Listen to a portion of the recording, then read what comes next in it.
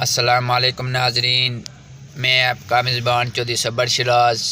इस वक्त ये नाजरी वीडियो सीरिया चकसवाड़ी ज़िला मीपड़ ज़ात कश्मीर बाड़ियों रोड नाजरी सो तक सकने इस टाइम कितनी ज़्यादा मिट्टी और पत्थर और जड़ी बूटी नजर आई सड़कें पर और साथ ही तक सकने माशाल्लाह ये जी कंध नजर आई कोठी नहीं माशाल्लाह बहुत खूबसूरत कोठी बनती है।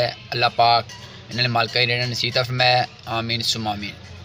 नाजरीन कोठी ने मालके में गुजारिश करना कि जो बाढ़ पत्थर पे या मिट्टी पे है ये जल्दी चवा ताकि नाजरीन बारिश हो रही है निकी निकी इस टाइम ज़्यादा बारिश हो रही है सारी मिट्टी सड़के जासी।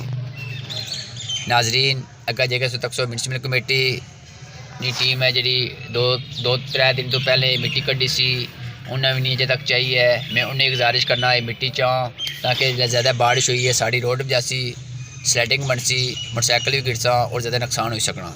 शुक्रिया, जज़ाकल्लाह।